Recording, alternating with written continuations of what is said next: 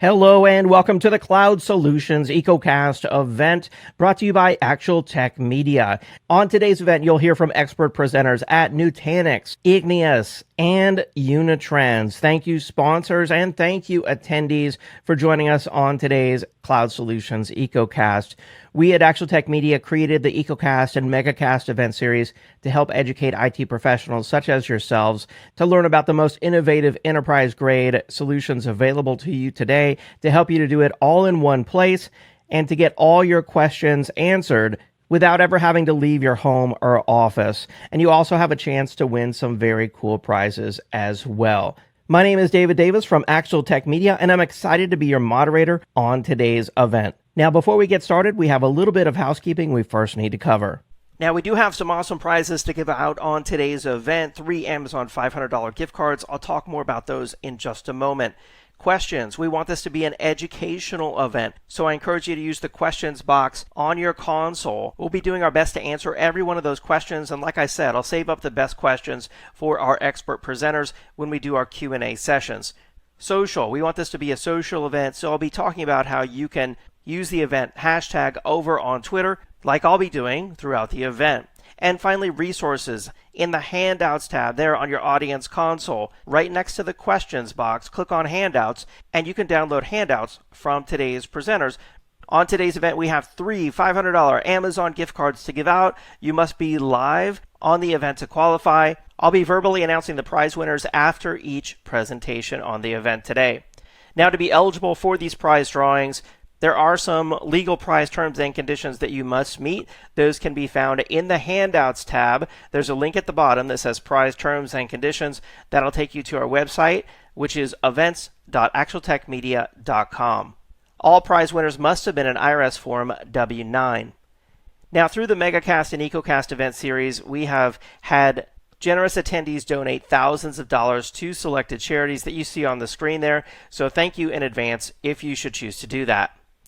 The hashtag for today's event is Cloud EcoCast on Twitter. You can follow Actual Tech Media and David M. Davis as well. We also have a number of other social media channels that you can subscribe to: YouTube, Facebook, and our 10 on Tech podcast. You can find links to those as well as our LinkedIn channel in the top right-hand corner of your audience console. And by the way, we've been doing a lot more on LinkedIn lately, posting a lot of content, a lot of videos. So make sure that you subscribe and check those out. Now, before we jump into some poll questions and I introduce our first presenter, I want to do just 3 quick slides here on the state of the cloud. To me, the idea of cloud, and I use that term very broadly, very high level, is that traditional legacy infrastructure can be inefficient, complex, costly, and increasingly is not meeting the needs of the business. And that's really where this term cloud to me came from. It's kind of the utopia solution that provides greater efficiency, agility for the business and the IT organization, this infinite scalability, a pay-as-you-go utility-based pricing model that allows you to move from CapEx to OpEx. And ultimately, it allows the IT organization to focus on the business and its applications.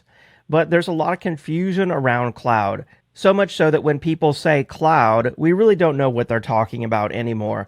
I mean, there's multiple forms of cloud. There's private cloud, public cloud, hybrid, multi-cloud, enterprise cloud, and then all different forms of cloud services: software as a service, platform as a service, infrastructure as a service, disaster recovery as a service, which you'll learn about on the event today, backup as a service, and numerous other ways to leverage the public cloud, and great differences between the cloud offerings. There's even incompatibilities between on-premises and cloud images in some cases, and differences in the management models between on and off premises. So if you're confused about the cloud, I say rightfully so. But in my opinion, smart companies out there are leveraging the cloud in very specific ways. They're not just doing a forklift migration of every single application to the cloud. They're leveraging specific cloud services for specific use cases. And they're building their own private clouds on premises. And you'll learn about 3 of those cloud services on the event today. You'll learn from Nutanix why a private cloud is important to you and exactly how to build one. It's some really good content. You'll learn how the Igneous unstructured data management as a service offering allows you to protect all forms of data. And you'll learn how Unitrends can protect Office 365, G Suite, Salesforce, public cloud, and of course, your on-premises data. We have got an awesome event lined up for you today on the Cloud Solutions EcoCast. Let's get started. All right, now, before I introduce our first presenter, we have a few quick poll questions here to answer. I really appreciate your participation in these poll questions. The first one is, what's your industry vertical? And this one, as you can guess, has a lot of different options. If you scroll down on the right-hand side of the slides window there, you can see all the different verticals that are available to you. And this is actually a good time to take your mouse and go to the corner of that slides window and just click and drag it out. Just like in a windowed operating system, you can resize that slides window to make it whatever size fits your desktop or laptop, or I guess it wouldn't work on a tablet, but desktop or laptop. You can also click the maximize button on the slides window there and make it as large as possible, because we'll have some architectural diagrams, things like that on the event today. You'll want to see that slides window as large as your device allows you. So let me share the results of this poll question with you. And it looks like 23% are from technology companies, but below that we have some, which is great. I don't want to discount technology companies. I love technology companies. But technology is always the winner on these events when it comes to the vertical. So let's look at some of the other companies or verticals on here. So 12% healthcare, very cool.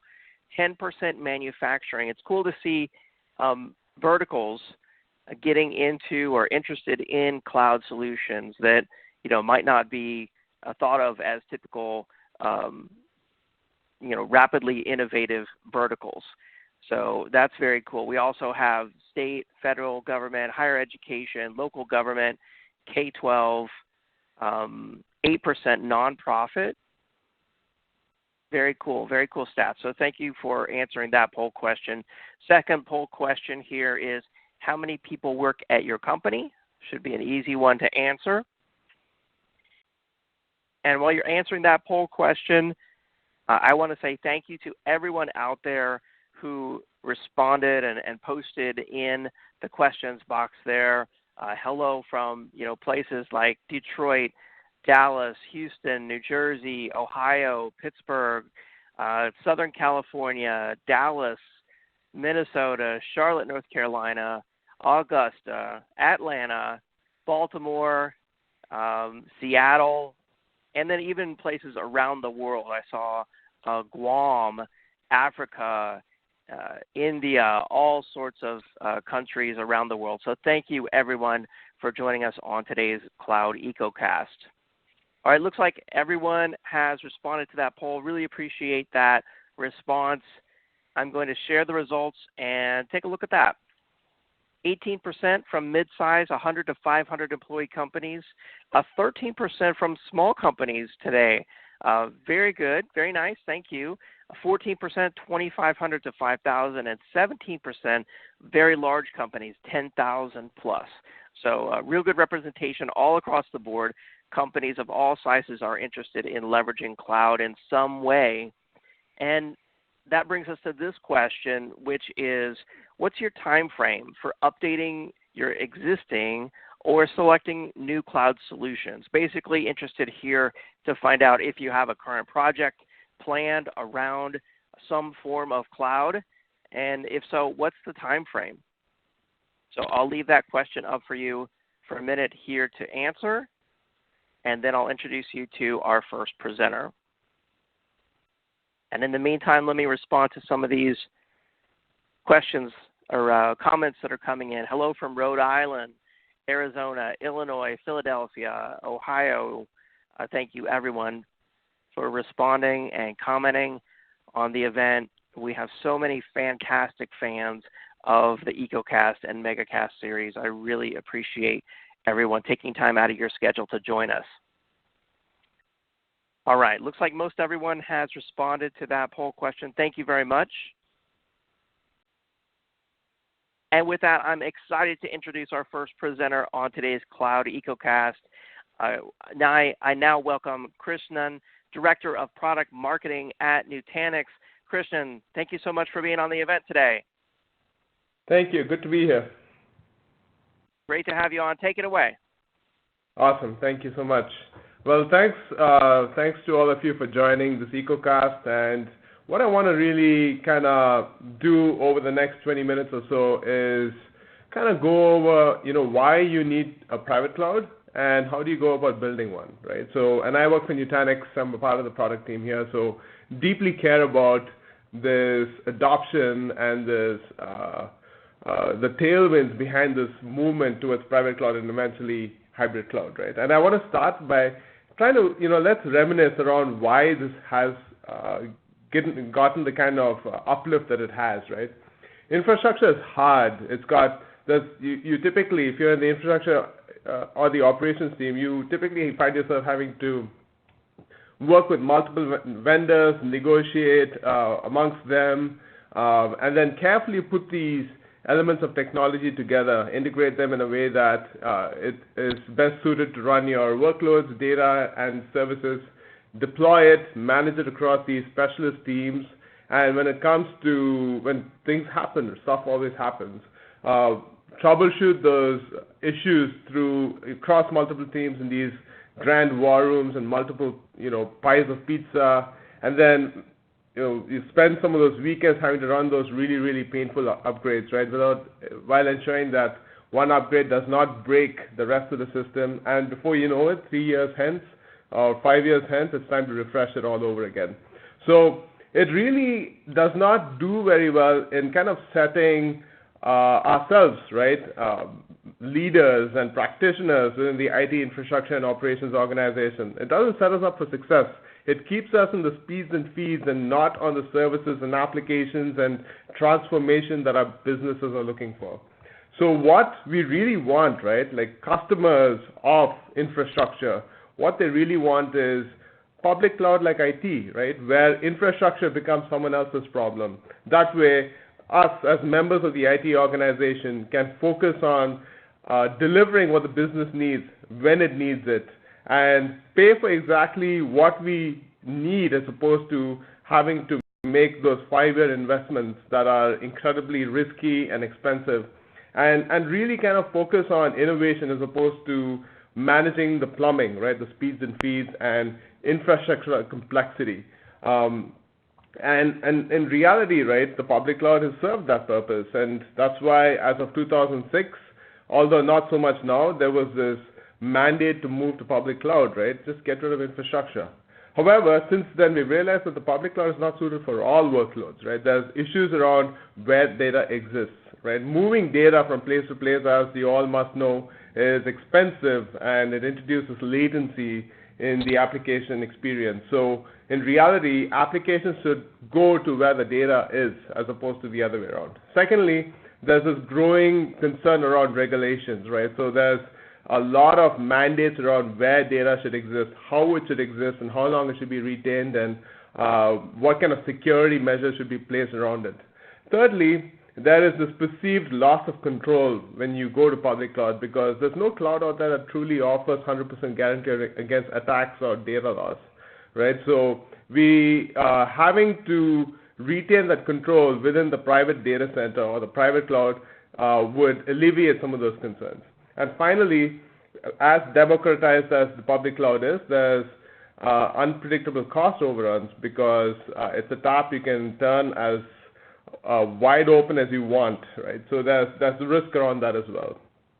And as a result, what the industry, right, what us as members of the IT organization have begun to realize that IT community have begun to realize that we need a balance, right? The public cloud and the private cloud have roles within the IT organization, right? The private cloud more for those predictable low latency and performance-sensitive applications, particularly those enterprise applications, and whereas the public cloud more for those elastic cloud native or those dev test scenarios. So they all have roles to play, and what we really need is a combination of them both.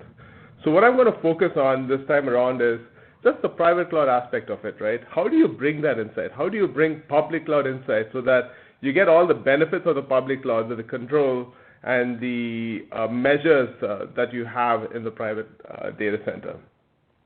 So as members of the IT community, right, we need to be able to deliver agility to the business, right? So give them what they need when they need it without breaking the bank while keeping to promised SLAs, right? And that could be across a variety of applications, workloads, use cases, even the ones that we haven't planned for yet. So in order to do that, we need to tool ourselves with the right kind of technology, right, to be able to deliver upon that promise.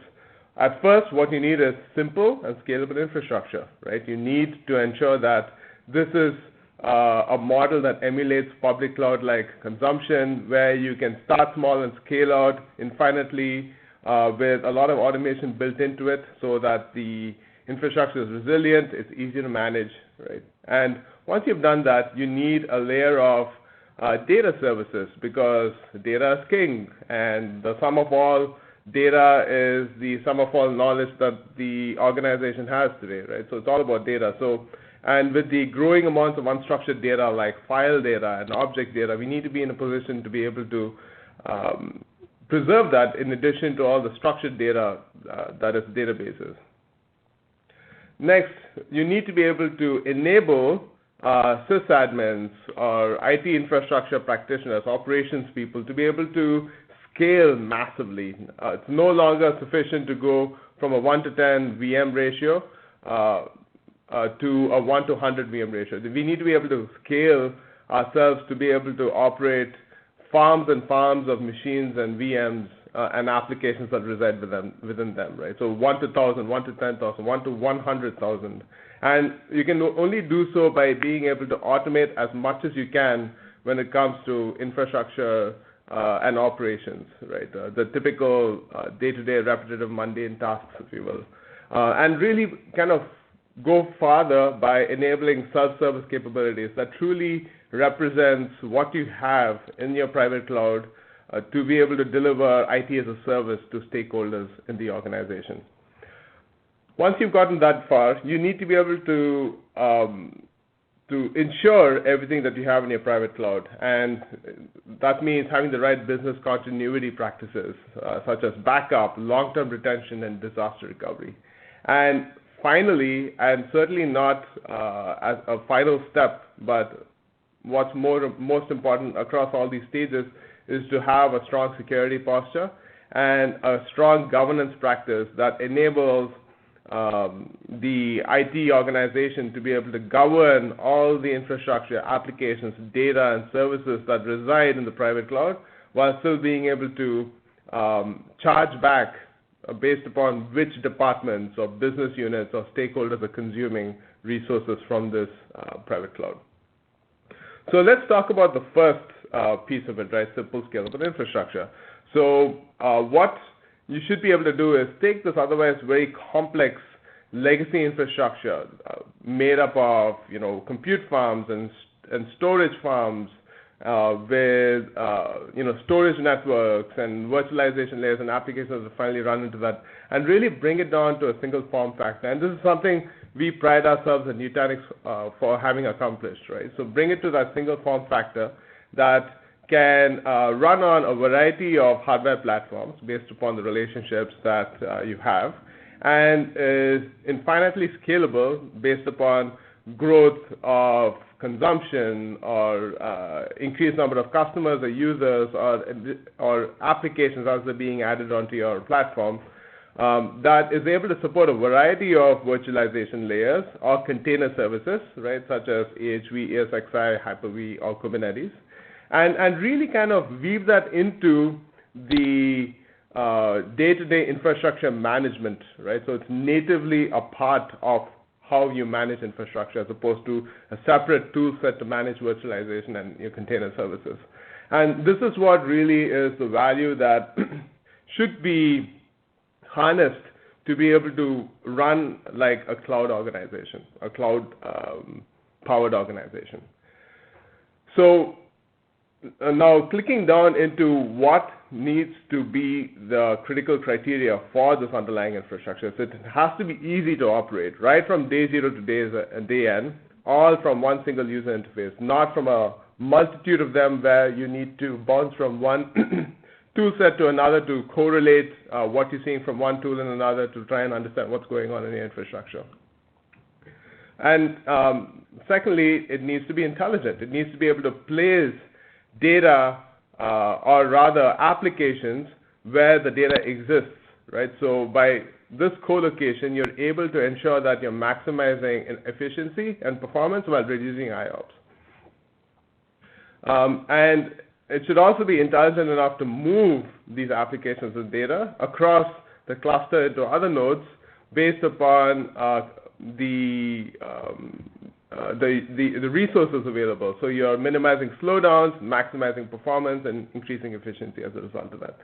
Finally, it has to be resilient. So every piece of data should be sliced and distributed across the cluster. So in case there is an event where there's data loss, you can immediately and very quickly recreate that data, right? So that way your infrastructure is resilient and protected from data loss or disk burnouts, if you will. So that is critical in order to ensure that you've got the right platform upon which you're building your cloud practices. Next, it comes to data services.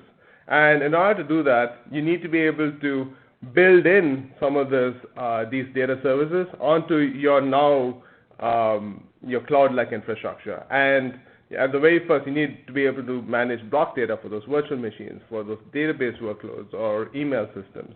And secondly, kind of bring on those the capability to be able to address applications that talk NFS or SMB, right? So specifically file data for a multitude of use cases, whether it's app-generated, user directories, or just VDI.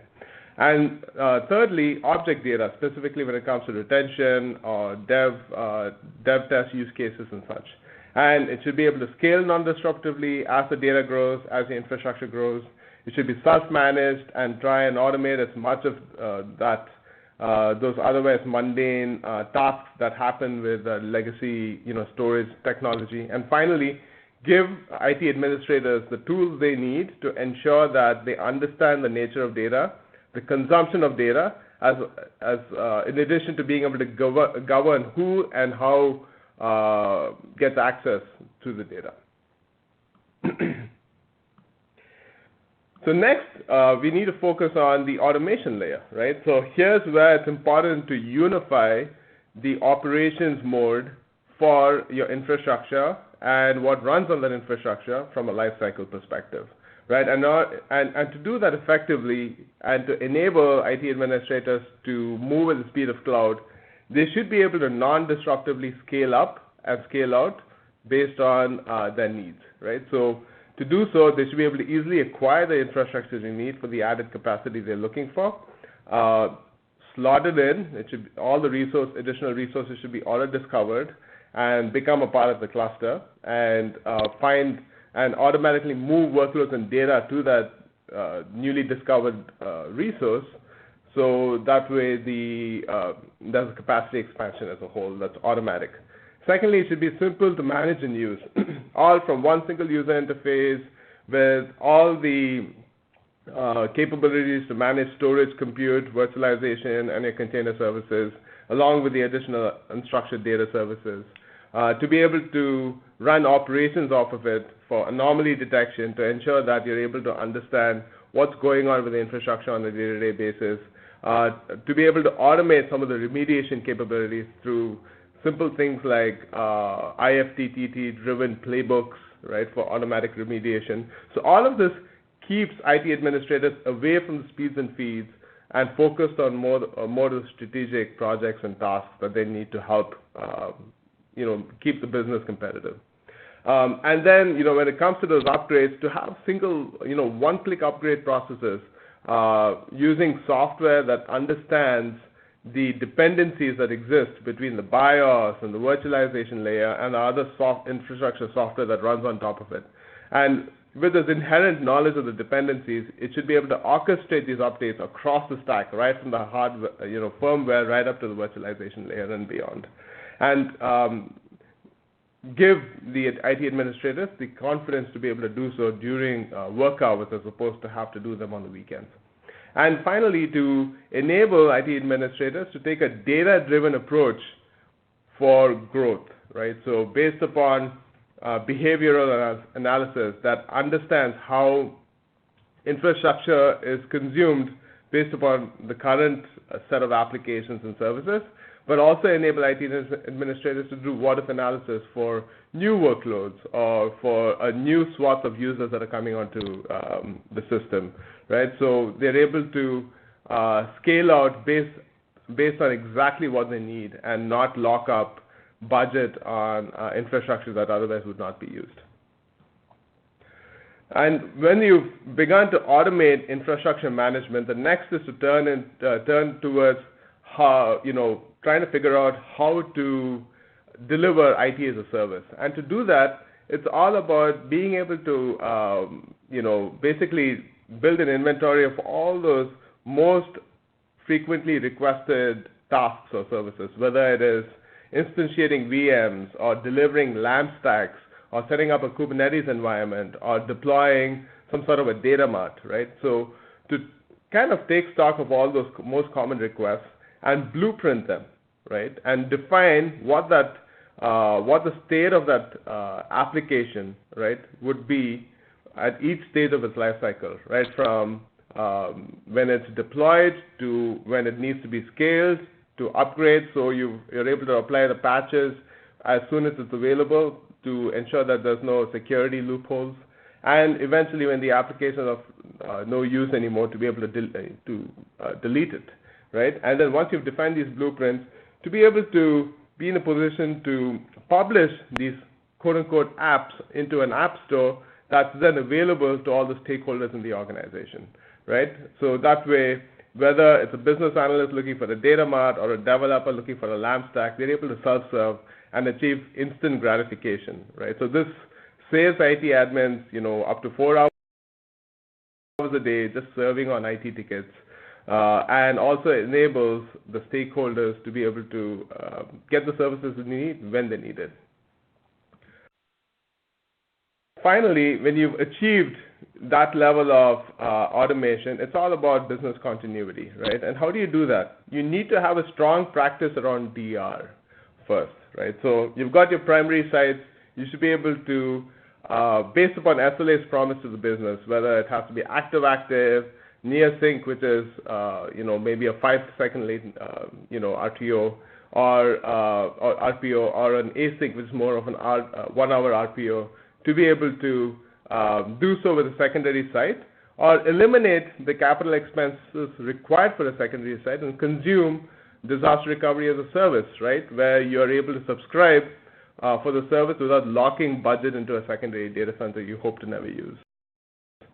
And also be in a position to be able to back up those most critical workloads and data onto a platform that is managed as a part of the primary infrastructure, but leverages the best-in-class backup software, whether it's provided by Veeam, Haiku, or through third-party integrations with Commvault and Rubrik and such, right? So to be able to do that, and also eventually archive what's important for regulatory reasons or otherwise into S3 compliant, objects, or S3, if you will, AWS S3.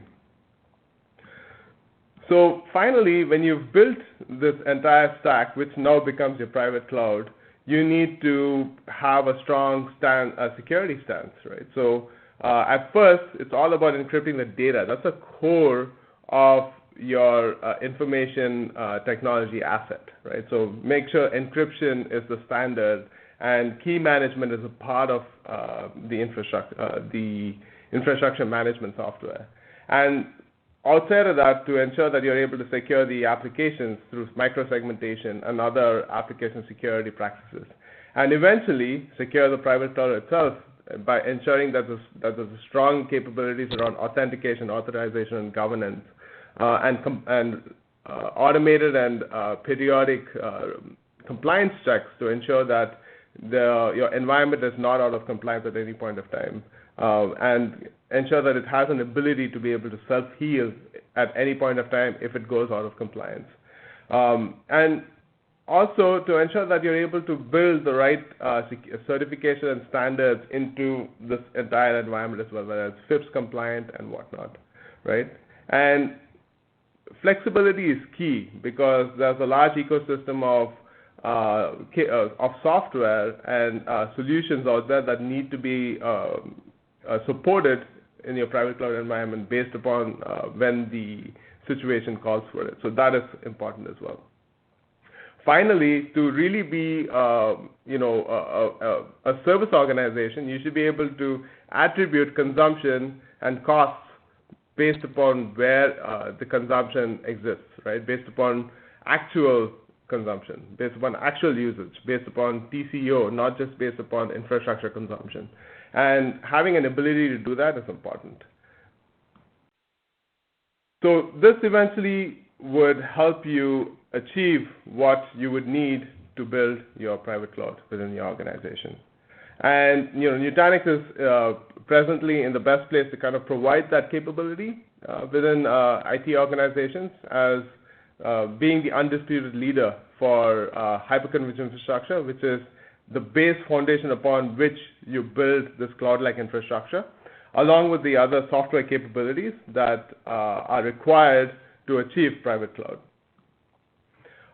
And it is not, there is no mandate to have to do this site-wide. You can always start by tackling a specific workload or a use case or an application and begin to expand into others.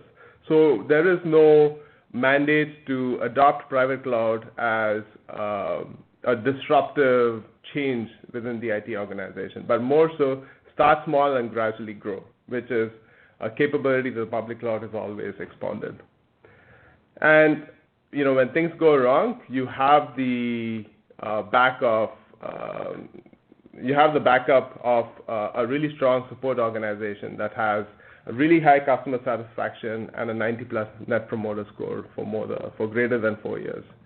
And based on a survey conducted by IDC, it has also supported the fact that it delivers a really attractive TCO, 60% lower TCO, 97% fewer outages, an incredibly high ROI based upon the customers that IDC surveyed for the study, right? And a relatively quick payback time for the investment in private cloud. With that, I'm at the end of my 20 minutes, and I want to see if there are any questions that I can take. Thank you so much. Yeah, Krishna, great presentation. We do have some questions for you from the audience. While we do that, I'm going to just bring up this poll question for everyone out there. I want to call your attention to it. It says, what additional information would you like about the Nutanix solution? I'll just leave that up while we do some Q&A. So let's see, first question that came in here, Erickson, he's asking about the adoption of Acropolis or AHV over, for example, VMware vSphere. Can you talk for a minute about just kind of the adoption of AHV? What's that been like? Absolutely. So the AHV is a relatively new product, right? So it's been in the market for no longer than 4 years. And the adoption has been pretty fast, pretty rapid. We are at over 40% adoption across our customer base, with 60% or under for ESXi. And again, it goes back to the fact that we are hypervisor agnostic. We support all hypervisors that I showed in the presentation equally, and it's important for our customers that we do so. So we ensure that we are customer obsessed, and we continue to be a strong supporter of ESXi as we are of AHV. Okay, nice. And for those out there who might still be a little fuzzy on the private cloud versus the virtual infrastructure, can you kind of summarize, what, in your opinion, how does one take a virtual infrastructure, whether it's HV or vSphere or Hyper-V, how does one take that from just being a virtual infrastructure to now a private cloud? Sure, absolutely. So what virtualization did effectively and very well is virtualize compute, right? And it ignored everything else about the infrastructure. So the rest of the assets you have in the data center continue to run at the pace of legacy, whereas you've got virtualization that focuses just on compute. Now, what private cloud does is it basically brings what virtualization brought to compute and infuses it into every other element of the stack in the data center, and adds layers of automation on top of that that's built in. So that you're able to scale your ability to be able to manage the infrastructure at a much larger scale.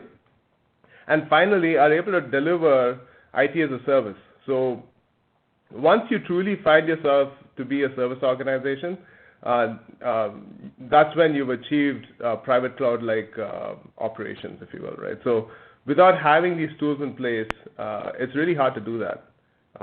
Without having to pay heed to infrastructure more so than the stakeholders that you're trying to serve.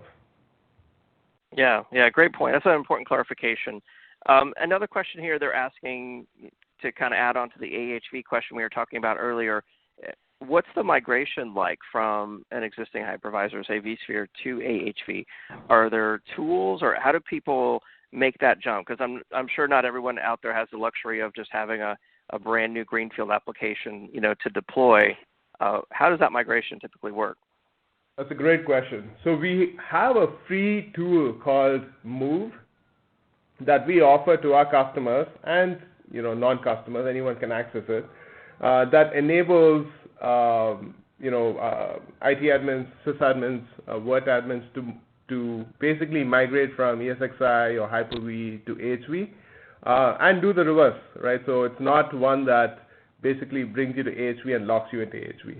It also, in addition to that, enables you to move workloads from AWS to AHV and back, right? So it's not just a tool that's for virtual, hypervisor to hypervisor, but it's also from public cloud to AHV and back. And we get great feedback on it from our customers. It's incredibly easy to use based upon feedback thus far. And it infuses some of that one-click philosophy that we have, deeply seeded into everything we build at Nutanix. So we pride ourselves on the ease of use of Move in order to do some of these very critical migration processes. Very nice, very nice. That's a tool I haven't used myself, and I'd like to give that a try. I didn't realize all the different migration options that Nutanix Move offers, so that's very cool. Well, it's on our website, so please give it a shot. Okay, I'll do that. Well, Christian, I'm afraid that's all the time we have in our Q&A, but it's been really great having you on the event today. Thank you so much. Yeah, thank you. Thanks very much. Thank you all. For more information on Nutanix, if you click on handouts in your console right there, the very first link is Nutanix, and that will take you to the Nutanix website. And they've got tons of resources and trials, evaluations, virtual boot camps, HCI test drive, all sorts of things you can sign up for on Nutanix.com. So make sure you check that out to learn more about Nutanix. And now it's time for our first Amazon $500 gift card giveaway. That is going to David Gurley of Arizona. Congratulations, David Gurley of Arizona. We've got 2 more gift cards to give away still on today's event, so make sure you stay tuned for that.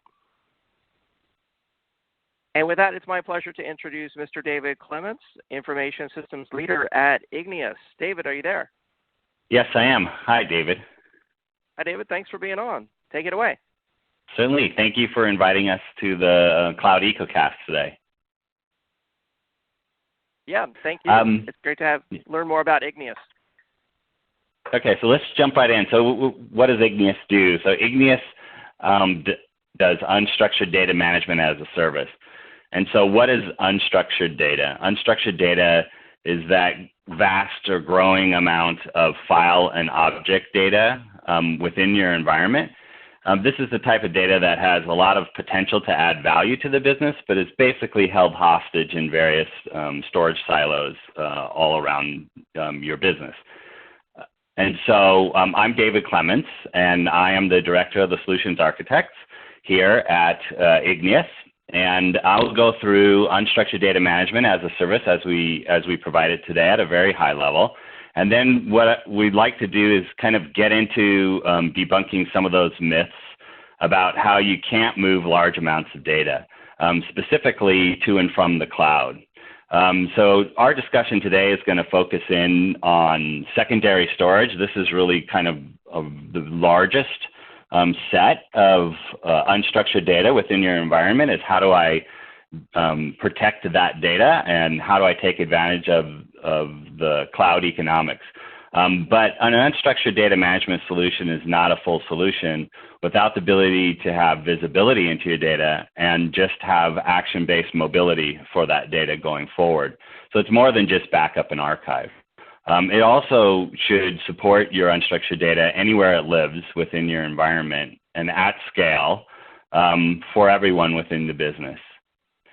So when we talk about anywhere, we're talking about multi-protocol, multi-platform, multi-location, and multi-cloud. And at scale, we mean the ability to handle billions of files, if not tens of billions of files, and exabytes of data. And the ability to allow your IT and data owners to have fact-based conversations about this data so that you can support those data owners' requirements going forward. So today we're going to focus in on debunking 3 common myths about file data in the cloud for backup and archive.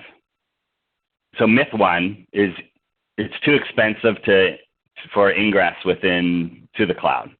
And so the common solution today to move data to the cloud includes moving large numbers of files and objects to the hot tier of your cloud provider, and then setting a policy to push that data down into their colder tiers. And when you look at a typical petabyte of data, usually what you'll find is up into the neighborhood of 1 billion files.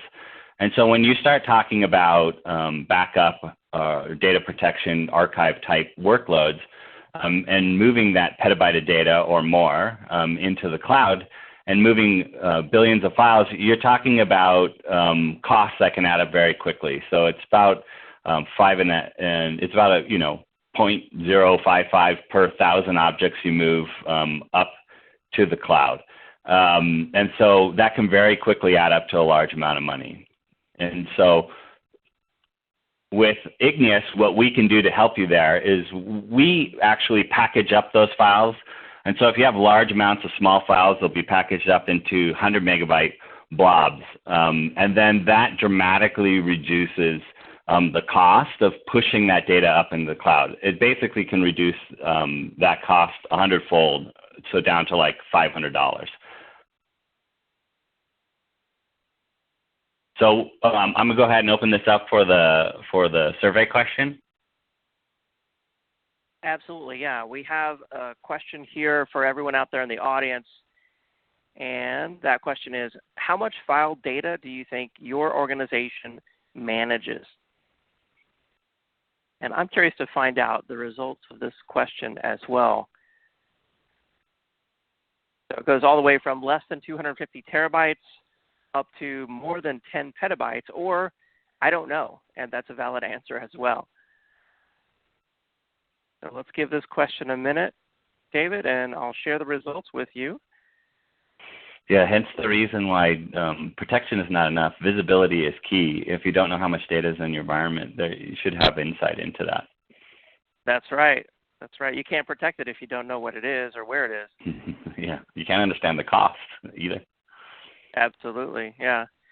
All right, looks like we've gotten some good responses from this. Let me share the results. And it says that 26% are at less than 250 terabytes, 25% 250 to 1 petabyte, and then it goes all the way up to 8% that are at 10 petabytes or more, and then 16% don't have visibility. They don't know what data they have. What do you think, David?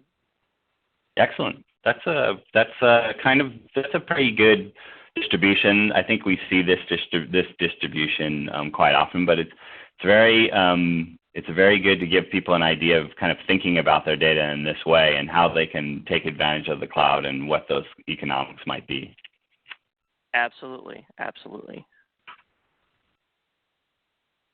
Okay, so let's go ahead and dive into myth number 2.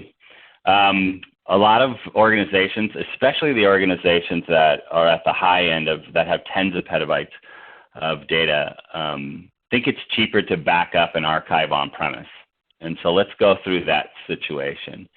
So today, if you look at the cheapest forms of secondary storage within your environment, you can see that on-premise costs can look like they're in the area of between $30 to $100 per terabyte per year. So as you go through and look at those types of costs, and you compare them to the typical kind of cloud costs that people see, it looks like it's cheaper to store that on-premise. And so these costs are just the hardware costs associated with it. There's also a great deal of costs associated with the types of software that's used to protect that data or store that data onto secondary storage on-premise, which is a large amount, which is also a large cost associated with that. If you look at Igneous' approach, really AWS Glacier Deep Archive was a game changer in their pricing structure, which drove down other deep archive costs within all of the major cloud providers. And so when that kind of price model changes, it really does become a lot cheaper to store data in the cloud. So as you compare these things, you can see that $12 per terabyte per year is a lot cheaper than approximately $30 per terabyte per year. You also have to consider as well is typically speaking, you really can't buy a terabyte of storage on premise to store your data. So you're usually over provisioning that storage on premise to store estimated amounts of data as you grow. Where in the cloud, you truly are just paying for that data exactly based on the capacity then which you're storing. All right, so we've got another poll question now, and that is, what's your preferred cloud location for data storage? So if you are going to store it in the cloud or even an on-site private cloud, where do you prefer to store it? And this is a single answer question here. So I'm curious to find out. All right, some good responses. Let me share the results. And 30% haven't chosen a cloud for data storage yet. 28% said AWS, 19% Azure, 8% Google, 8% on-site. What do you think, David? Yeah, it's interesting. So this is really the trend that we're seeing. I mean, there was a kind of a surge at one point in time for on-site object stores. But with the changes of the pricing model, we've really seen, over the last few years that is being abandoned, and people are really focusing on getting their data to the cloud. And so that's great. And then for the 30% that haven't chosen yet, at the end of this solution, maybe we'll give you some hints as to how we can help you make some of those choices. All right, excellent. Okay, so going into the last myth about storing data in the cloud is it's too hard to get my data back. And when we talk about hard, we're talking about a couple of different things. First of all, just let's think of a scenario where you've got data associated with a specific project that you've stored up into the cloud. You've archived it up there.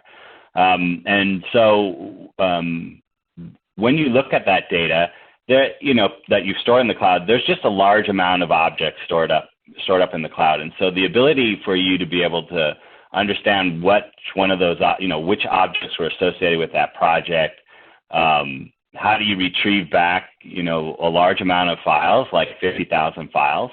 How do you create the original file system or file structure so your application can understand how to use that data, so it looks like it did before it went up to the cloud? just breaking it down to even like what commands would you use to do all of that, and how much will that cost? That's the second part. So besides the effort, there's also costs associated with that. So with Igneous, what we do is we allow you to just simply search for your data based on just file names or directory names, or even browse through what looks like the original file structure. Choose to restore the entire data set to any on-prem location that you wish within just a few clicks. So it does not have to be restored back to its original location. You could have made major infrastructure changes over the last 2 years, as that data was up there. And if you'd like to bring that data back for any reason, you're going to have the need to return it back to a different infrastructure. You will want to maintain that original file structure so that you can find and understand your data as it looked prior to archiving it. And with Igneous, we can help you, manage that entire restore process.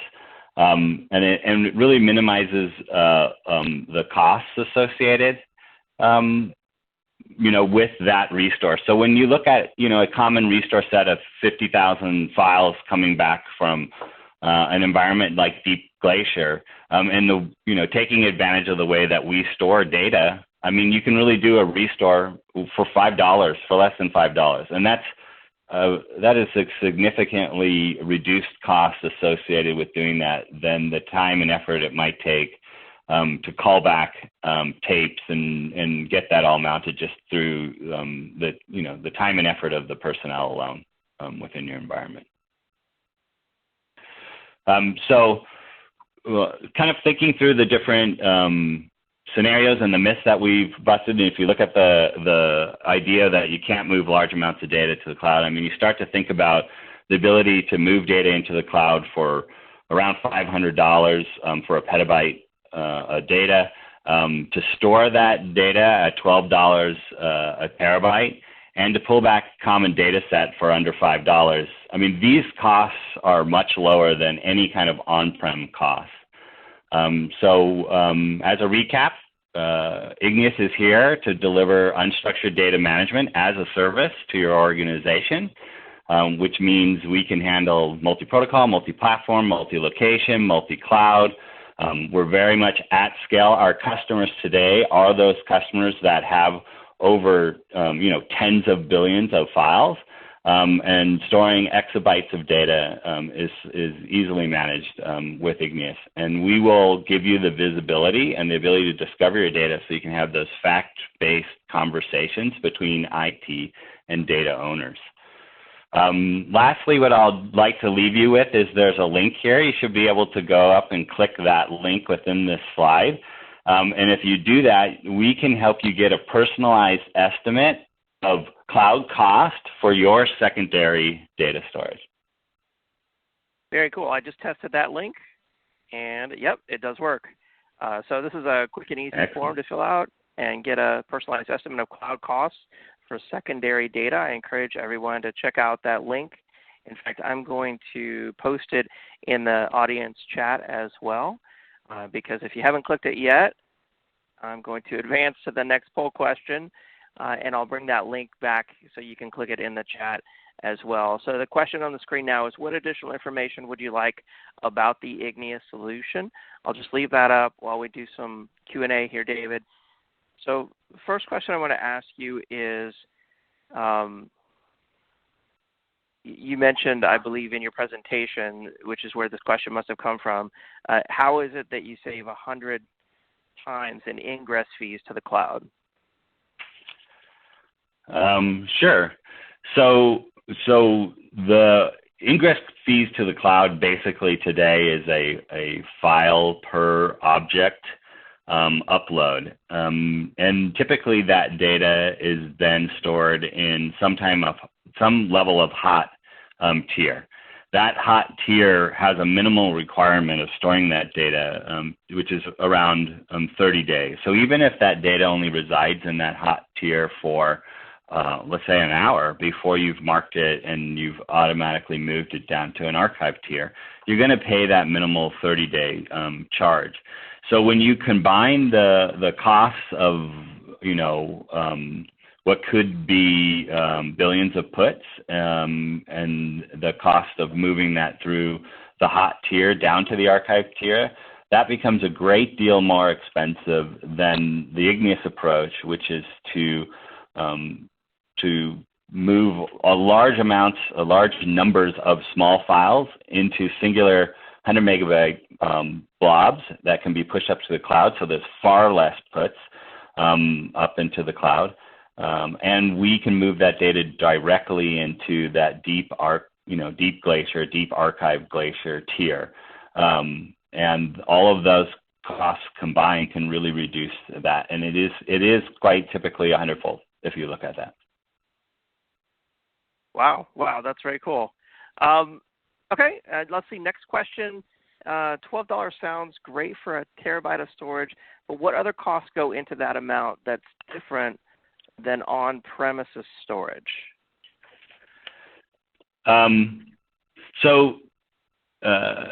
Ingress fees are a cost to consider, and getting your data back. But one key thing to think about is the scale. You can never just buy a terabyte of storage on premise. I mean, you can buy a 1 terabyte hard drive from, your local store and stick that drive, in a closet or anywhere within your environment. But that's not a very safe or secure way to store data. So you're typically over provisioning your storage infrastructure, and you're unlikely to find anything on premise that is flexible as something that you can get in the cloud. Additionally, as I've mentioned with our efficient blob format, for both ingress fees and getting your data back out, you can really minimize that cost. Okay. And to clarify, maybe just to back up a second, can Igneous protect really all forms of data in a traditional data center? What we're focused in is that unstructured data, so that file or object data within your environment.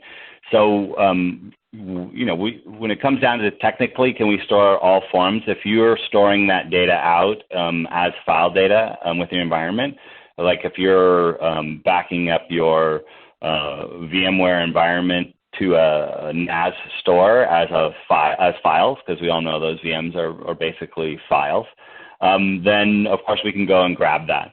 But our focus is really in those types of files and objects that are typically mass generated or project or machine generated within your environment that create those hundreds of millions or even billions of files, where those files are assets to the organization and are product of a process or a project within your organization. So that's that very valuable file and object data. Got it. Okay.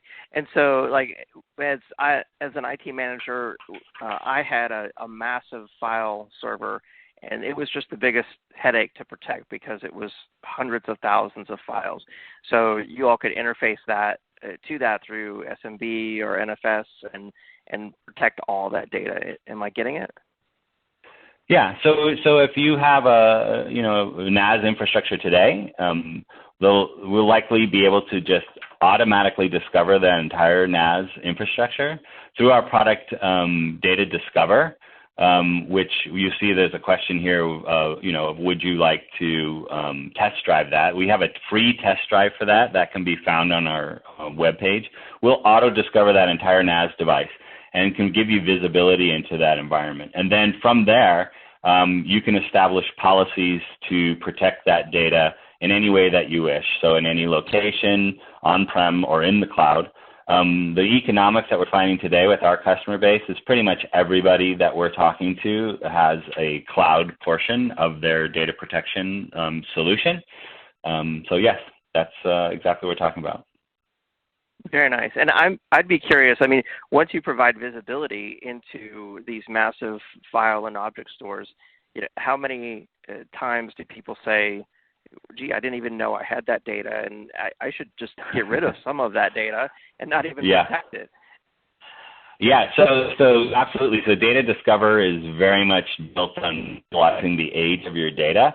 so that you can make these types of decisions. And it gives you the ability to types of decisions, and it gives you the ability to drive down and look at all the way down into the different directory and file level within your environment, so you can have fact-based conversations with your between IT and the business. So you can, hey, look, this whole large section of data that we found within the file system has not been touched or modified in over a year, or maybe even over 3 years. And you can go to the business and say, what's the value of this data? And if this data has a compliance requirement, or it has a business process requirement that it's retained for a long period of time, you can have a discussion about retaining that in a much more cost-effective platform like up in the cloud. And if that data has no value, or if it's duplicate data to some other set of data in another directory within the organization, you can decide to simply delete that data. But that's the type of visibility you should have to help you manage your unstructured data. Okay. All right. Excellent. Excellent. Well, I learned a lot about Igneous. I know the audience did as well. David, it's been great having you on the event today. Thank you so much. Thank you, David. For more information on Igneous, visit their website, igneous.io, and also on the handouts tab right there, you can click and download a PDF asset, which is all about the Igneous Data Protect solution. I'll be posting a link to the personalized estimate of cloud costs for secondary data. I'll post that link there in the chat here in just a moment. But for now, I'm going to go ahead and announce our next prize winner on today's event. We have another Amazon $500 gift card going out to Robert Lundgren of Connecticut. Congratulations, Robert Lundgren of Connecticut. We've got one more gift card to give away, so make sure you stay tuned for that. And now I'm excited to introduce Mr. Adam Margette, Technical Specialist at Unitrends. Adam, are you there? David, good afternoon, sir. Yes, we are. Awesome. Thanks for being on again, Adam. Take it away.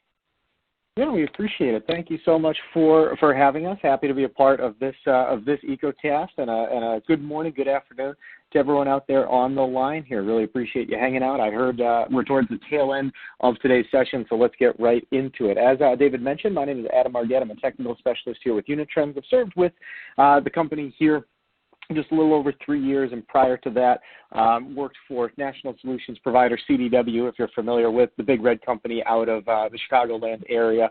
So have some experience across a number of years in different aspects or different verticals as far as technology goes. But again, today's kind of theme here, the Cloud EcoCast, and with regards to Unitrends, how does our story and how do our solutions fit into that cloud architecture organization, or organization's goals towards migrating to the cloud. We are a data backup and disaster recovery company. Unitrends has been laser focused on that space for the last 30 years, actually celebrating our 30th anniversary this year, originally founded in 1989 out of Columbia, South Carolina. And now today, more than 30,000 customers across the globe trust Unitrends for their data protection and disaster recovery needs. And I think that in a lot of folks, what has driven them to invest in a more augmented strategy is really the cost of downtime and the service availability goals that IT has promised the other business units that you're serving internally. The industry has really coalesced around this figure here, about $9,000 per minute, the average cost of unplanned system outages. And we're taking into account factors such as the organization at a higher level, their inability to transact. You're burning through man hours on salary employees, impacting their productivity. You've got the potential costs of recovery, depending on what that disaster looks like, something like a ransomware attack, fire, flood, a more significant outage, and also that intangible cost, kind of the brand reputation. Is your organization kind of making headlines or in the news for the wrong reasons, and do you risk losing current customers or prospective customers to competitors because of a perceived oversight or vulnerability. But again, I think that it comes down to the fact that us as IT professionals today, we're being tasked with more work, more risks, and more projects than ever before, with a shrinking tolerance of downtime. Just kind of a fast fact that if you have promised 4 nines of availability for a particular service or application to a business unit that you're serving, that leaves you with 4 minutes of unplanned system downtime per month. And not only are we facing very, very tight margins, but our environments have evolved. Traditionally, we used to think of IT as being driven by the on-premise data center. Everyone was coming in. They had desktops that were attached to the LAN. But increasingly, we were delivering services, applications, workloads from remote or as a service via our cloud providers. We've got an increasingly distributed and mobile, geographically dispersed workforce, so a lot of challenge. But I think that multi-cloud is something that a lot of organizations are embracing today. Studies by IDG through their CIO Magazine publication, nearly all organizations are using cloud in one way or another. Again, SaaS applications such as a migration to Office 365. Maybe you've started to leverage cloud as an alternative to tape for long-term storage or long-term retention. We see the leaders in that space today being SaaS applications, almost 50% of enterprise budget being driven towards the use of SaaS, but also IaaS and platform as a service following closely behind.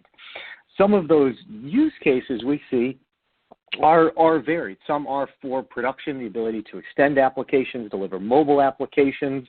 Some of it on-premise not on-premise, but more testing, Q&A, dev, lab, spin-up sandbox environments, and certainly disaster recovery, the ability to leverage secondary infrastructure that's being managed outside of the company's premise. It can be costly if you don't have, naturally within kind of the development or the spread of the organization, if you don't have multiple sites that you're already maintaining, that additional infrastructure can represent a significant CapEx and OpEx burden for that organization, and you're maintaining physical servers, storage, other virtualization platforms, applications, backup at that secondary site that you may not be leveraging in production, or hopefully you don't need to, in some cases, leverage it at all. So we're turning to the cloud to more control costs, deliver on-demand resources, increase scalability, but we have challenges in doing so.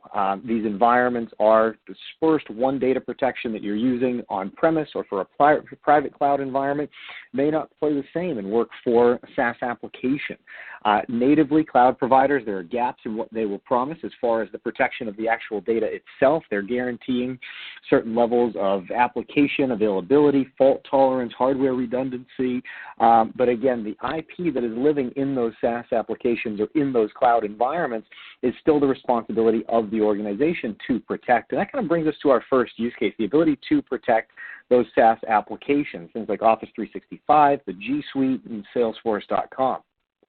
Microsoft will tell you, and we pulled this right from the Microsoft website, that again, the data protection responsibilities are the responsibility of the organization. They will deliver you up to that application level, and beyond that, it is your onus as the customer. And legal hold, for example, is not a sufficient backup or recovery tool, really designed for that use in litigation. It's a longer retrieval process. It is not self-service. So there are some gaps there, and we certainly see things like human error, programmatic error, and even ransomware, newer ransomware variants within the last 12 to 18 months that are being written or driven to go after O365 environments. So I think that as organizations are continuing to migrate off of Exchange on-premise, you want to make sure that you're considering the right data protection for where those workloads and where that data is now living.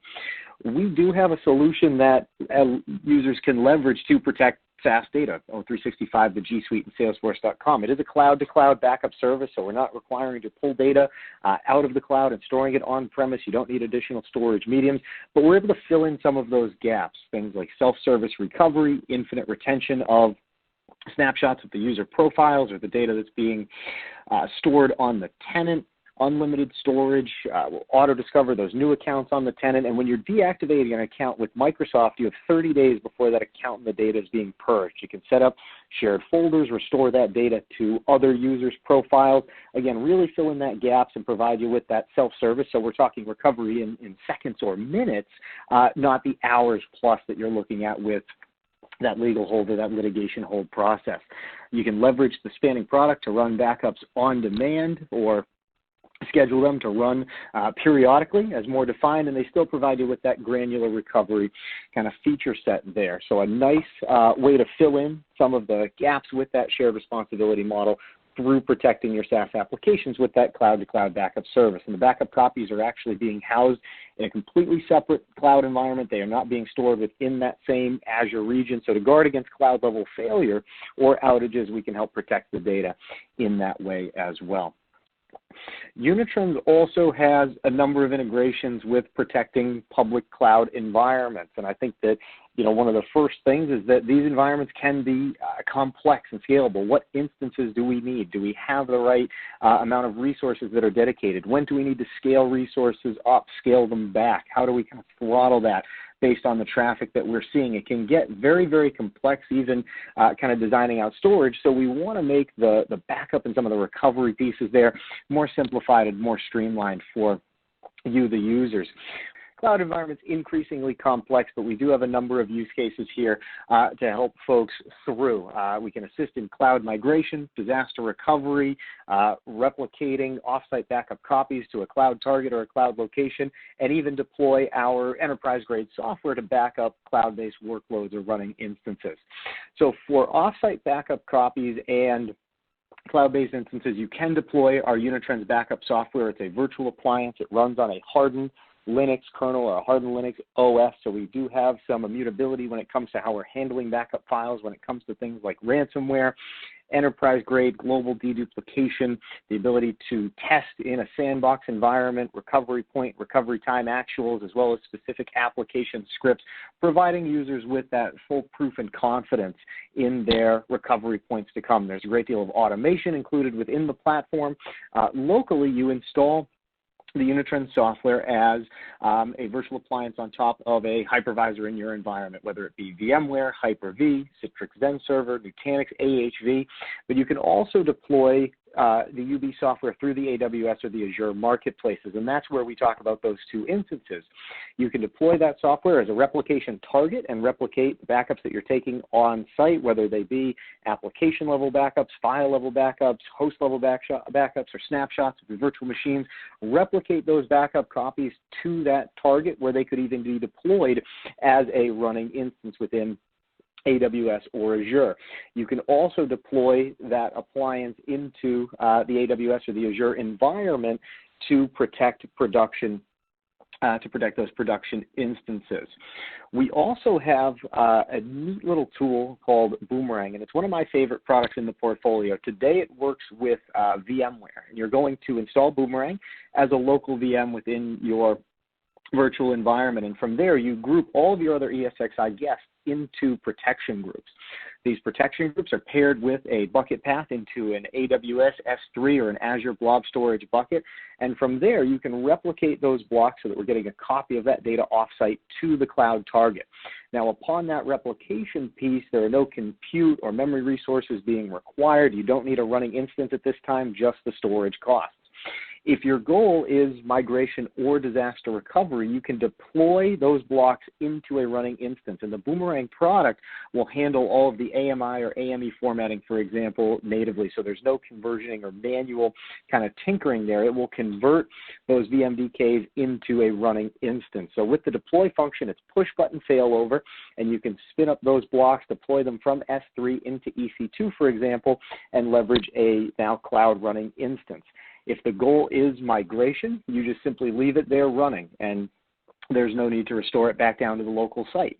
If the goal was disaster recovery, in this case, we run that instance until we're able to restore our production host or those production guests, and leveraging that Boomerang tool, you can restore or kind of reverse replicate the blocks back down to the local vCenter, even copy back a production instance out of EC2 back down to that local VMware environment as well. And the conversion formatting is all being handled automatically, if you will, by that Boomerang product. It's the pilot-like technology that helps measuring the use there to keep costs down by not leveraging instances until we need to deploy them. So you can, again, pair Boomerang with your existing VMware environment, replicate to cold storage within either an AWS or an Azure bucket, deploy those blocks into and convert them natively into a running instance, restore the blocks themselves back down to the local vCenter, or copy back the production VM or the production instance back down to the local environment. So some great use cases there for VMware into and out of the public clouds. As we had mentioned, on that first step, we are replicating to that low-cost storage, remodeling them to those native formats. We're using no cloud compute again for replication, so that pilot light has helped controlling cost. As we're replicating, we're only consuming storage at that time, and then all of the steps to deploy the VMs or fail them over and to bring them back is all being automated fully by the Boomerang product. And just kind of a diagram here for folks that are a little bit more visual like myself. Again, we've installed that locally within our vCenter. We're replicating those snapshots or those blocks to our S3 bucket, for example, and then can deploy those into EC2 on command at the push of a button. We also have, just, in addition to our integrations with the public clouds as well as protection for SaaS environments, Unitrends does have our own purpose-built cloud. It is not AWS. It is not Azure. It is a proprietary manufacturer's operated solution. So just a recap here again of how Unitrends is deployed locally. We will deploy either a capacity-based physical appliance or that virtual appliance to protect all of the assets on your within your local environment. That, again, physical servers, virtual machines, hyperconverged infrastructure, NAS devices, specific applications, things like Exchange, SQL, Oracle databases, SharePoint, et cetera. We support over 250 operating systems, applications, and hypervisors. From there, a number of different options to get copies of that data off-site safely, again, kind of following that 3-2-1 rule. We can replicate to cold copy, removable media such as disk, tape, another storage device, even the Unitrends cloud, which we're going to talk about in just a moment. Replication to a hot target is really what powers disaster recovery for Unitrends, and a hot target is either another Unitrends appliance, whether physical or virtual, configured in a site-to-site replication model, or you can leverage the Unitrends cloud, in which we do offer a no-touch failover process, our disaster recovery as a service. For a lot of our customers, what's driven them to adopt the cloud is that the licensing model is straightforward. There are no additional fees for data retrieval. You can view all of your available recovery points within the Unitrends cloud environment right from your local UI, even mount those shares and recover granular items directly from your local interface, or import the entire backups and those dependents back down to the source appliance if you needed to restore an entire asset or entire machine. But again, there are no egress fees, and it's a straightforward pricing model, and it's very, very cheap at the outset to put data into the public clouds, where we see costs starting to snowball, or where users have really encountered some more challenging costs is when they come into that retrieval piece and they need to recall or restore that data back down to the local environment.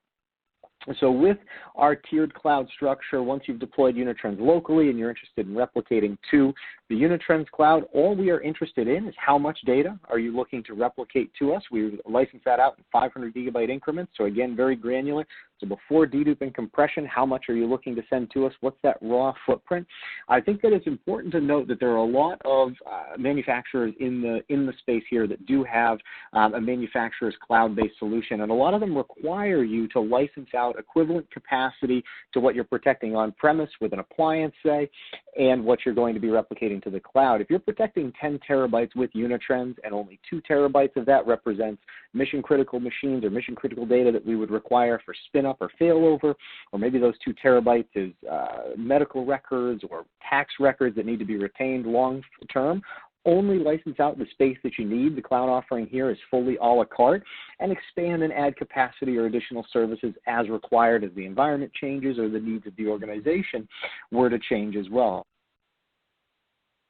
So on top of the storage, again, in those granular 500 gigabyte increments, you're selecting your retention policy for how long you need that data stored in the Unitrends cloud. We offer retention periods of 90 days, 1 to 7 years, or even infinite retention.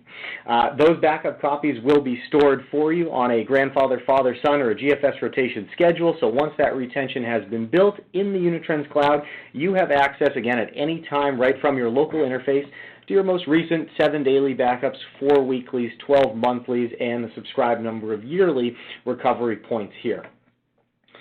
You can also opt to add in that disaster recovery as a service, again, that no-touch failover process. We will go through, when we talk about that DRAS service with our customers, a rigorous onboarding process in which we're identifying protected systems, boot order dependencies, the networking configurations that you require in our cloud, firewall settings, public-facing IPs, whatever it is that you need to fail over to keep your business up and running. You're also defining as the user acceptance tests, regular tests where, again, you're defining the application-level scripts that you need Unitrends to run so that when we fail over those machines, we understand the boot order dependencies, how they should be networked, and we can also test down, again, to that application level to certify performance right from the backup copies.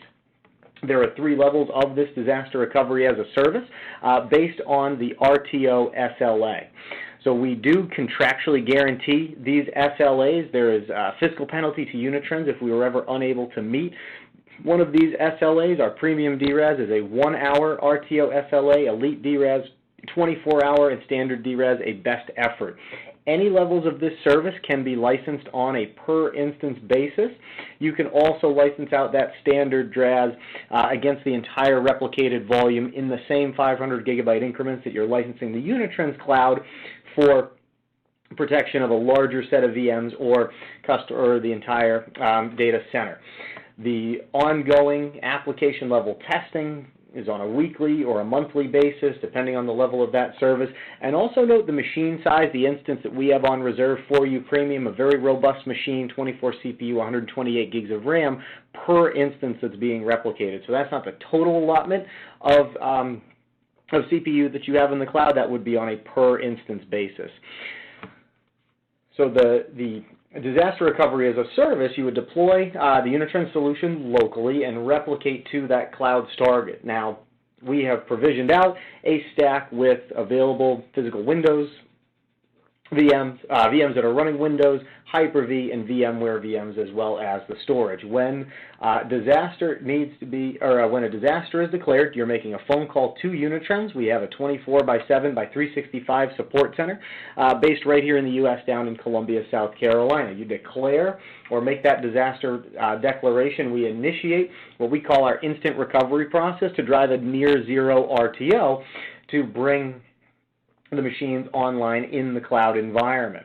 Once that stack has been running, we will help you reroute that user traffic, provide you with an SSL VPN so that you can start to reroute traffic to the environment that's now running in the Unitrends cloud stack.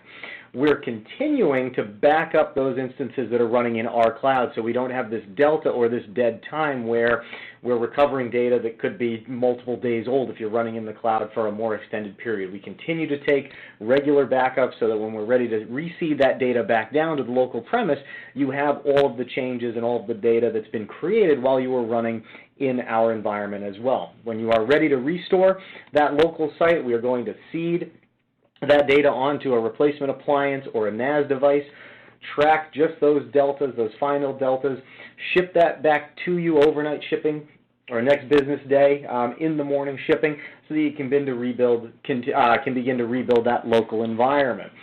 Once we're ready to reroute that traffic, we'll perform one final sync, reroute that traffic back down to the local environment. We tear down our cloud stack and send you a prep kit for future changes. Now, I had mentioned earlier that DRAS SLA is contractually binding, and I apologize, I shouldn't be going back here.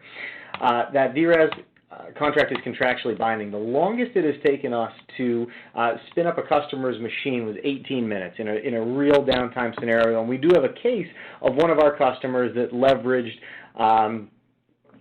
our disaster recovery back in 2017 when Hurricane Irma was kind of barreling up the coast. Safety Products Incorporated, they are a device or an equipment manufacturer for use in construction, manufacturing, things like hard hats, earplugs, reflective lighting, traffic cones. So again, service a number of customers across manufacturing, construction, public works, and so forth.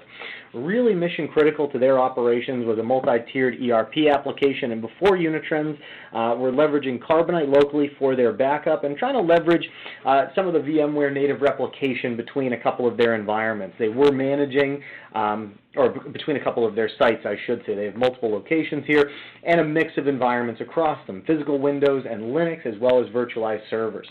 They were able to protect the entire environment with that Unitrends solution. They deployed our local appliances, leveraging existing storage, as well as 90 days of cloud retention in the Unitrends cloud, as well as that disaster recovery as a service. About 5 days before landfall, these folks are based down in the Lakeland, Florida area. They're tracking the storm as it's making its way up the Atlantic.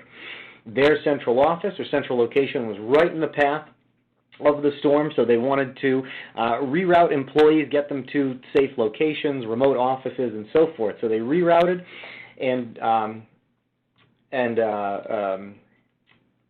dispersed their employees out of the path of the storm, but they still wanted to be able to maintain operations while that hurricane had come through. 5 days before the storm hit landfall, they called Unitrends, declared a disaster. We brought up their environment, helped them reroute that traffic, and they maintained operations while the storm was passing through. When they had gone back, assessed the local site, made any repairs, and implemented any work that they needed to do to recover from the storm, they prepped that local site, and we assisted them with that failback process to migrate those mission-critical workloads back down to their local environment. And that's a case study that you can grab the link there as well, or available on our website if you search for Safety Products. Just one example of a customer that successfully leveraged our DRAS service in the event of a disaster. Kind of the last piece that our cloud has enabled us to do, and we mentioned earlier that there's an increasingly mobile and distributed workforce here. That last use case is really to address those users, and a lot of industry studies will tell us that we're very close to the tipping point where more data is going to be created outside of that traditional data center than inside of it. Some industry estimates indicate that tipping point to be as soon as next year. In 2020, 50% of our IP being created outside of the data center. But these devices are geographically distributed. They're not regularly coming in or attaching to the LAN. If you've got remote employees or those road warriors, they are mobile, as we had mentioned. They're going to vary from their connectivity to the internet, the quality of that connection, the time of that connection, as well as being increasingly vulnerable to loss, theft, and user error. It was fascinating when we were kind of building out and doing a lot of research and taking feedback from our communities about this. The average case of laptop theft or loss to an organization was about $47,000. And you might be thinking, well, Adam, I can replace, my user's PC for anywhere from, $800 to $2,500, and you'd be right. The bulk of that cost, almost 80% of that value that's being lost, accounting for the hassle when it comes to that burden of time on the IT staff, is a small piece of it as well, but the majority of that loss is represented in the IP or the data on that machine that was lost and now unrecoverable. So again, we had mentioned that they are increasingly distributed, almost 61 million desktop units in the marketplace today. Absolutely tremendous. So we've also rolled out here to help solve some of this challenge for that mobile workforce, our Unitrends Cloud Backup. It's a direct-to-cloud backup service for Windows endpoints. You install an agent, a minimally intrusive piece of software on the workstation PC, and it will link with a target directly into the Unitrends cloud. This Windows agent is an enhanced version of our file level agent, so we'll capture the local file and folder structure, operating system data, and the boot volume information. Again, we're really focusing on that file level backup piece.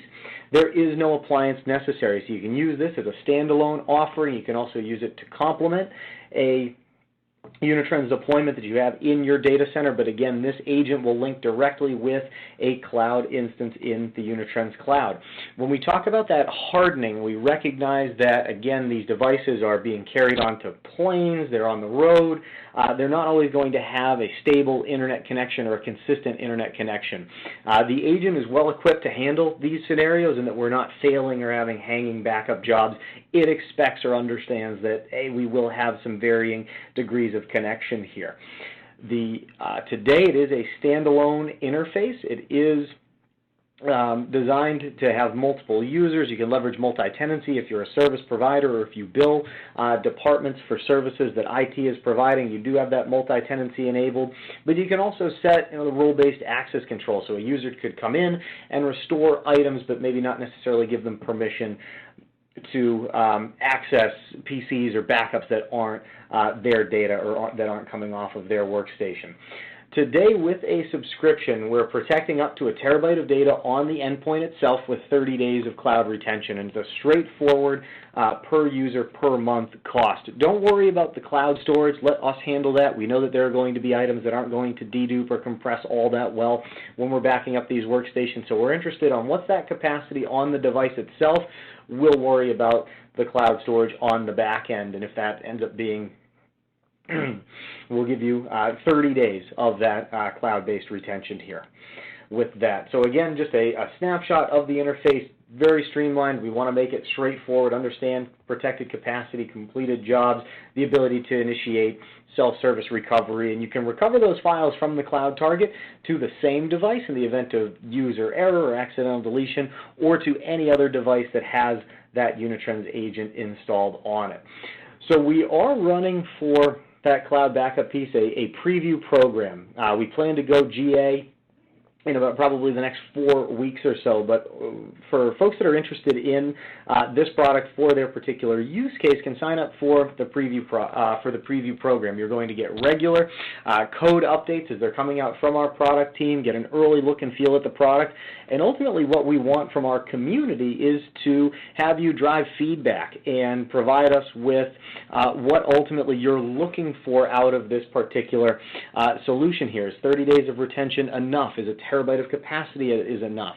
Are there things that we can do within the user interface? So we want that feedback. I would encourage anyone that's interested to sign up for that preview program and get an early look at the product, kind of test it out, and again, provide us with the guidance ultimately to see what that end look and feel is going to be. Additionally, I've posted our company contact landing page, our toll-free sales line. If you'd like to see the interface firsthand, you can have a personal demo with one of our solutions engineers, and we also run a number of educational webinars and sessions that are being driven by Unitrends, in addition to participation with folks like ATM that you can see at unitrends.com/events. So I'll leave this up here for just a moment if anyone wants to capture this. But David, I think that my next slide here was the Q&A, so I'd like to open it up here and see if there are any questions on the line. Absolutely, yeah. We do have some questions for you, Adam. I will pop up a poll question here, but first I want to leave this up for just another minute. You can click on the URLs that are in the slide. I believe those should work for everyone out there in the audience if you just mouse over one of those URLs. If not, of course, just enter it into your browser, and if you need any of them after we move on to the next slide, just let me know and I'll post them in the chat. So let's see, first question, Adam. Dwayne is asking, I believe this is in regards to the client backup, the endpoint protection. Are there any minimum units for the pricing? Like, do you have to start with some certain number of clients, or how's that work? So there is no minimum for the number of clients. We will protect workstations that are running Windows 8 and up. Would be more so the requirement there. So Windows 8 and up, but there are no minimums for that cloud backup service. Okay. Another question here. What about Google Cloud Platform or GCP? Is that a platform that could be protected with Unitrends? So we can leverage spanning to protect the G Suite, but as far as the GCP, we don't have integrations such as deploying our software to protect instances that are running in the Google Cloud. That's not something that is supported today. Okay. Another question here. I think this is in regards to Boomerang. Is there a version planned for Hyper-V in the future?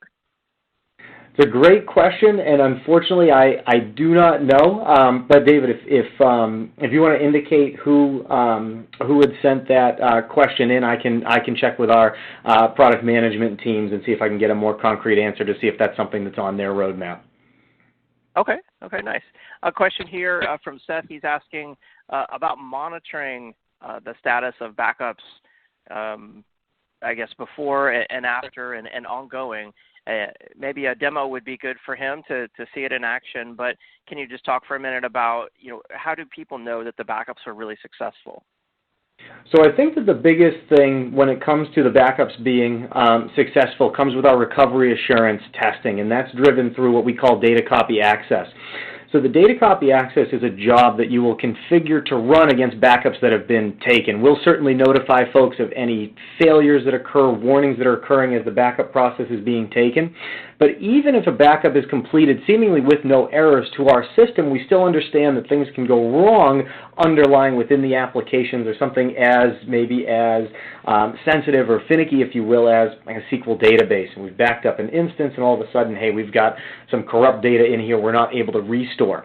What you're able to do outside of those alerts through your standard backup jobs and replication jobs is run data copy access to certify the application performance. You will designate a testing network and spin up the backups in that environment. When you're going through that process, you can reconfigure virtual machines with certain allotments of CPU and RAM. You can re-IP the machines if necessary, and you can run application-level scripts, things like DAG tests for Exchange, tests against Windows services, such as Active Directory Domain Service or IIS for website publishing, run SQL queries with an expected output, check against a particular SQL instance or database to make sure that that is on and responding. You can run your own custom scripting as well with PowerShell tools, scan drives and folders for malware, but we've got over 50 application tests that have been pre-scripted in addition to what you can script on your own.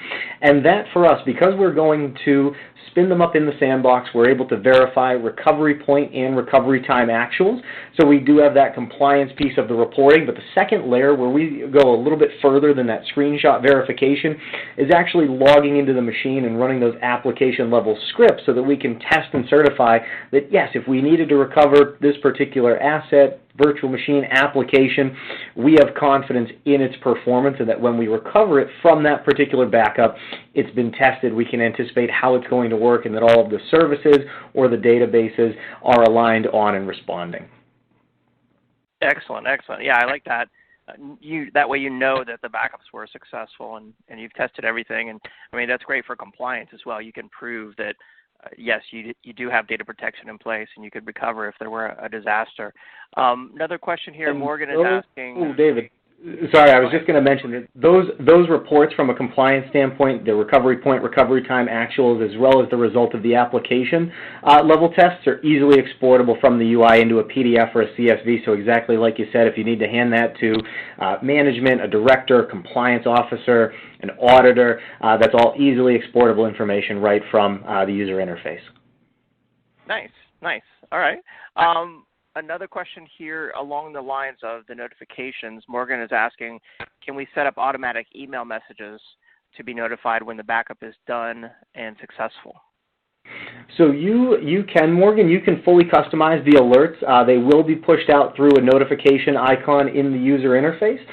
You can configure those to be emailed out to the users of your choosing, also capture SNMP traps. So a few different ways that we can collect that information and make sure that it's front and center to the folks that need to take action on it. Okay, nice. And I know the answer to this because it's in the name of the company, but Robert is asking, can Unitrends protect Linux and Unix systems? We do, and David, absolutely. We were actually founded, Robert, back in 1989, protecting Unix systems. Our founder, Steve Schwartz, worked closely with a lot of users, in the healthcare or the medical industry, and a lot of them were running Unix, and there was not a data protection product at that time that was able to meet their needs sufficiently. So he went about kind of building and designing the platform that now 30 years later is Unitrends. But yes, we do have support for a number of versions of Linux and Unix systems. If you search Google compatibility Unitrends compatibility, excuse me, Google, go figure. If you search Unitrends compatibility or compatibility matrix on a search engine, that will take you to our online matrix there, where you can view in detail all of the supported operating systems, applications, hypervisors, storage devices, and the functionality that we have for those particular editions of the software. Some of the feature set a little bit more robust, say, for Windows Server 2016 than it might be for Windows Server 2003, for example. Okay, excellent. Another question, Erickson is asking, can Unitrends work and leverage AWS availability zones? So that I would have to take that one as a follow-up. I would like to chat with one of our resources here before I steer someone in the wrong direction on that one. So I will take that as a follow-up. Okay, good. Yeah, lots of good technical questions coming in here. Sometimes we can't answer them all, but really good. I'm so glad everybody's interested in the solution. By the way, if you are interested in Unitrends, make sure you answer that poll question on the screen right there. What additional information would you like about the Unitrends solution? We'll just do one or two more questions here. Let's see. Next one, where are the Unitrends data centers located? So we have multiple data centers across the globe. Actually, we have multiple here in the U.S., locations in Canada, the UK, Germany, and Australia. These data centers are Tier 3 SSAE 18 certified data centers, do meet the mandates for SOC 2 Type 2 compliance by leveraging our infinite retention and AES 256-bit encryption can help organizations align with the mandates or requirements for HIPAA compliance as well. But I think it's also important that we adhere strictly to data sovereignty laws and that we won't be replicating data outside of the country of origin. We've got a number of customers in Canada or even folks here in the U.S. that do not or cannot have that data being replicated across borders, and we have strict policies in place to make sure that all data is housed inside of the country of origin, and certainly measures for redundancy within our cloud environment as well. Okay, excellent. Another question, where can I find a full list of compliance standards met by the Unitrends Cloud? Yeah, so I touched on a couple of those, but a full list, if you search on our website, on unitrends.com for the Cloud FAQ, that will bring up a full list of the industry compliances or the compliancy mandates that we are certified for, as well as detail in a little bit more depth some of the physical security around the facilities and some of the other questions with regards to the security or the privacy of the data. Okay, excellent. Another question here, if we go with Unitrends for disaster recovery as a service, do all the workloads or does all the data have to be protected with the same SLA? They do not. You can mix and match those levels of SLA. So again, maybe those most mission-critical machines, something like domain controller, ERP system, could be designated with that premium DRAS if necessary for that 1 hour SLA. Something a little less mission-critical, maybe it's reporting or something like that, could be brought along with Elite or Standard. Again, you can mix and match to find that right balance of feature function for the organization. Okay, excellent. And then another question here on Boomerang before we wrap up. Is Boomerang, is it meant for just really a one-time migration, not ongoing data protection? Is that true? So you can use Boomerang in either scenario. We do offer it as a 30-day temporary license or a 30-day license, which would be more designed for migration. So we've paired our VM protection groups with that bucket path. We replicate and then deploy, and then we let the license expire. We have our running instances. You can also leverage Boomerang on an annual subscription if your goal is more so that disaster recovery. So we can replicate those blocks so that a copy of the data is off-site, but deploy those instances at any time, turn them off to control our costs in that cloud environment, and again, copy back or restore data as needed from the cloud environment. So you can leverage it for either use case, migration or disaster recovery. Okay, excellent. Well, I learned something as well about Boomerang, so very cool. Well, Adam, it's been really great having you on the EcoCast today. Thanks for the great presentation. Absolutely, David. Thank you so much. Always a pleasure, and thanks to everyone in the audience for their input and participation. Some great questions. I appreciate it. Yeah, we got lots of great questions today. So lots of great participation. Thank you, everyone, for those questions. If you'd like to learn more about Unitrends, check out the handout there in your console that covers the Unitrends Cloud Services. That's a PDF that you can download. Of course, also visit unitrends.com, and you can sign up for trials and give these services and data protection options a try that Adam just talked about, and learn more for yourself. I also posted some links in the Q&A that Adam had on his slide. And now it's time for our final gift card giveaway. That gift card is going to Stephen Johnson. Stephen Johnson from California. Congratulations, Stephen Johnson from California. You are the final gift card winner on today's event. Congratulations. We'll reach out to all the prize winners to deliver those gift cards. Before you go, I want to remind you to subscribe to the 10 on Tech podcast in the iTunes store. And if you're a potential sponsor of an upcoming event, feel free to contact us at connect@actualtechmedia.com. And if you'd like to join us on a future event, I hope that you enjoyed this event and want to learn more about the MegaCast and EcoCast series and all the great presenters and technologies that we have on. I hope that you'll join us August 14th for our storage, flash, NVMe, and storage optimization MegaCast. This is going to be a really big event with HPE, Cohesity, Datacore, Veeam, Pure Storage, Igneous, and Western Digital. And we'll be giving out some really cool prizes on that event. In fact, they are 10 PowerBeats Pro wireless headphones and an Amazon $500 gift card after every presentation. So it's going to be an awesome event. Hope that you'll join us on that MegaCast. You can sign up at events.actualtechmedia.com. I hope that you enjoyed today's Cloud EcoCast. Thank you, everyone, for joining us. Have a great day. See you next time.